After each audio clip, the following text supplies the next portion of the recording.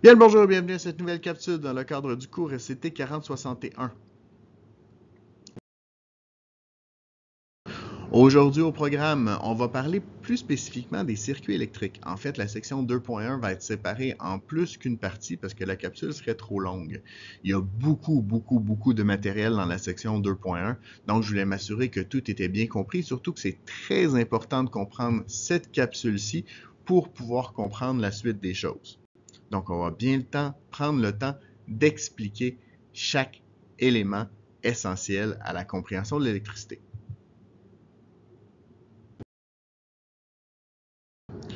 Commençons donc par c'est quoi un circuit électrique? En fait, un circuit électrique, c'est une boucle qui comprend obligatoirement les éléments suivants. D'abord, je dois avoir une composante qui alimente le circuit.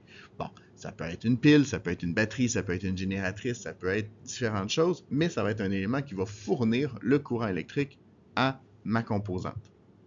Par la suite, je vais avoir une composante qui va conduire le courant électrique, donc qui va acheminer ce courant-là à mes différentes composantes de mon circuit.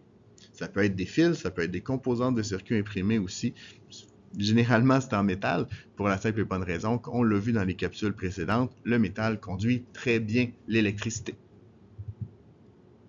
Et finalement, je vais avoir une composante qui va transformer l'énergie électrique en un autre type d'énergie. Par exemple, l'ampoule va produire de la lumière, le haut-parleur va produire du son, le moteur va produire du mouvement.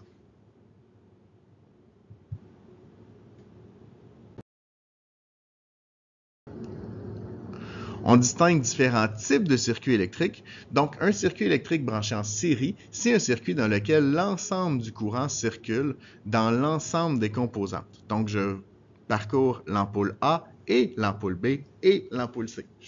Ce sont les trois ampoules qui vont être parcourues par l'ensemble des charges qui quittent ma source.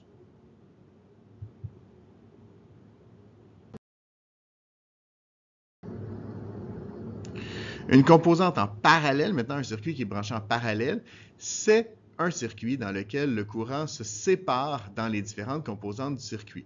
Donc, je vais passer par l'ampoule A ou l'ampoule B ou l'ampoule C. Donc, vous avez vu la différence qu'en série, je passe par un et par l'autre, alors qu'en parallèle, je passe pas par un ou par l'autre, je passe pas par les deux.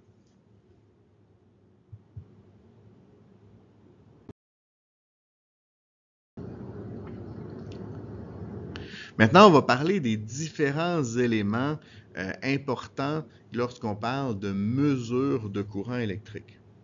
Donc, l'intensité du courant, c'est la mesure du débit d'électrons, c'est-à-dire la quantité de charge circulant dans le fil à chaque seconde. Son unité de mesure, c'est l'ampère. Vous avez remarqué la photo en haut à droite, c'est la photo de M. Ampère. Comme ce nombre est démesurément grand, eh bien, on parle évidemment de la quantité de paquets de charge qu'on appelle aussi coulomb. Ça, on l'a déjà vu dans une capsule précédente.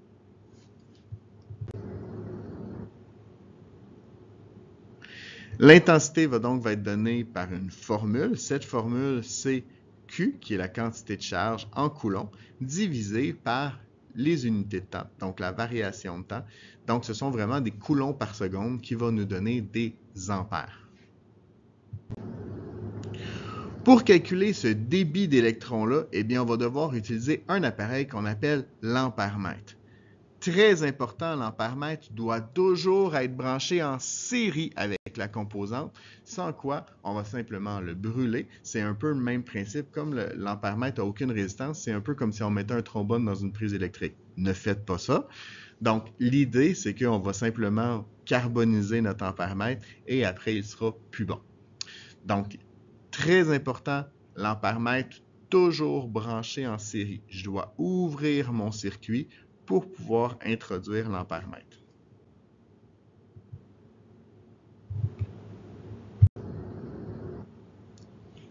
La tension maintenant. Eh bien, la tension ou la différence de potentiel, c'est la mesure de la différence d'énergie électrique de différents coulombs entre son entrée et sa sortie d'une composante ou une série de composantes d'un circuit électrique. Son unité, c'est le volt, d'où M. Volta que vous voyez en haut à droite. Ce que ça veut dire, c'est que tout dépendamment de la composante ou tout dépendamment de la source, eh bien, je vais avoir une différence d'énergie entre l'entrée et la sortie. Et c'est vraiment pas le potentiel électrique qui m'intéresse, mais vraiment la différence de potentiel. Donc, la différence entre l'entrée et la sortie. Et cette mesure-là, évidemment, c'est pour chaque coulomb. Donc, cette différence de potentiel-là, c'est sûr que si je parle en termes de pile électrique ou de batterie, je vais avoir plus d'énergie à la sortie qu'à l'entrée. Donc, ça va être une différence de potentiel qui va être positive. Si on parle d'une ampoule, par exemple, eh bien, je vais avoir plus d'énergie à l'entrée qu'à la sortie parce que j'ai transformé cette énergie-là en lumière. Donc, dans ce cas-là, eh bien, je vais avoir une différence de potentiel négative. La formule que nous utilisons, c'est U, qui représente la différence de potentiel, qui est égale à la variation d'énergie pour chaque coulomb. Et là, c'est bien important de comprendre que c'est pour chaque coulomb. Ce n'est pas toute l'énergie qui est dégagée par l'ampoule ou toute l'énergie qui est fournie par la pile électrique. C'est vraiment ce que chaque coulomb va recevoir en termes d'énergie. Pour mesurer la différence de potentiel, eh bien, on utilise le voltmètre. Et ce voltmètre, il doit toujours être branché en parallèle avec la composante, sans quoi sa seule présence va fausser complètement la valeur qu'il va afficher. En fait, l'idée, c'est que si je le branche en série, eh bien, c'est comme si j'ajoutais une composante au circuit et là, ça va complètement fausser. Donc, c'est pas comme l'ampèremètre qui a aucune résistance puis que le voltmètre a une très grande résistance. Donc, l'idée, c'est que je dois vraiment toujours le brancher en parallèle. Par contre, le voltmètre, son avantage, c'est que, eh bien, c'est beaucoup plus difficile de le briser que l'ampèremètre. Donc, si vous avez brûlé un voltmètre, c'est vraiment parce que vous allez l'avoir voulu. Alors que l'ampèremètre est très facile à briser. Donc, je vous le rappelle, l'ampèremètre en série, le voltmètre en parallèle, toujours.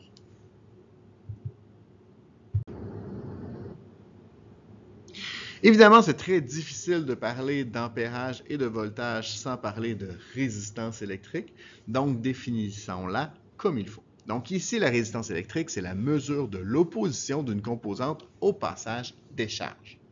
Son unité, c'est le ohm. Vous voyez M. Ohm en haut à droite. Et son contraire, eh bien, c'est la conductance. La conductance, on ne la verra pas beaucoup, mais je vais quand même la définir.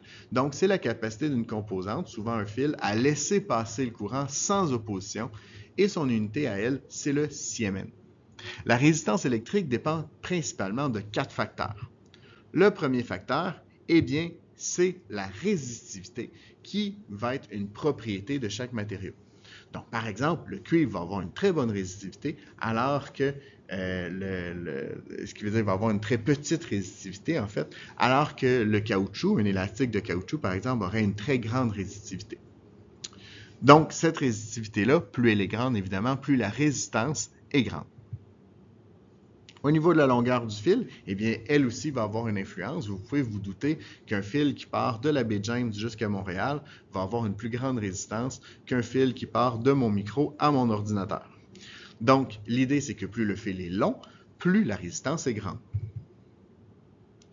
L'air de la section va aussi avoir une importance. Et vous le voyez très bien avec vos appareils que vous utilisez tous les jours. Donc, le fil, par exemple, qui va relier votre four au mur, va avoir un plus gros calibre, ce qui veut dire que ça va être un fil qui va être plus gros, plus difficile à plier aussi, qu'un fil, par exemple, qui relierait une lampe au mur. En fait, plus l'aire de la section est grande, plus la résistance est petite. Donc ici, on est inversement proportionnel. Donc plus le fil est gros, plus ma résistance est petite. C'est le principe que si je veux rentrer dans une ville, j'aime mieux rentrer sur une autoroute qui aurait 8, 10, 12 voies que de rentrer sur une petite route qui aurait simplement une voie. Il y a un élément qui est important à considérer, par exemple. Donc, si je prends un fil avec la même grosseur, mais au lieu d'avoir un gros fil, j'ai plusieurs petits fils qui seraient tressés ensemble, eh bien, ce qu'il faut comprendre, c'est que les charges vont se déplacer sur le pourtour de mon fil, donc sur le contour de mon fil. Ce qui veut dire que je vais avoir une plus grande résistance pour un gros fil que pour plusieurs petits fils tressés. Ceci étant dit, je répète que pour un seul fil, si je compare un fil avec un fil, mon gros fil va avoir moins de résistance que mon petit fil. Dernier élément, eh bien, il y a la température. Donc, plus la température est grande, plus la résistance est aussi grande. On a donc une belle formule qui va nous donner la résistance d'un matériau. Donc, la formule, c'est ρ, qui est la résistivité, multiplié par la longueur, divisé par l'aire de la section. Bon, l'aire de la section, ici, je l'ai défini un peu plus, parce que généralement, les fils sont évidemment, la section du fil est un cercle. Donc, c'est la raison pourquoi je l'ai défini comme étant pi fois r au carré, donc qui est la formule de l'aire d'un cercle.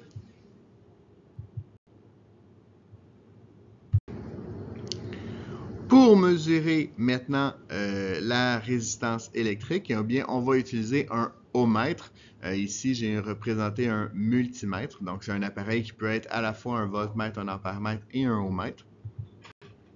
Et celui-ci doit toujours être branché hors circuit, c'est-à-dire que je ne dois pas être branché sur une source. C'est vraiment hors circuit que je vais le rebrancher. Et c'est ce qui met fin à cette capsule. J'espère qu'elle vous a plu. Vous êtes maintenant les experts. À vous de surpasser le maître.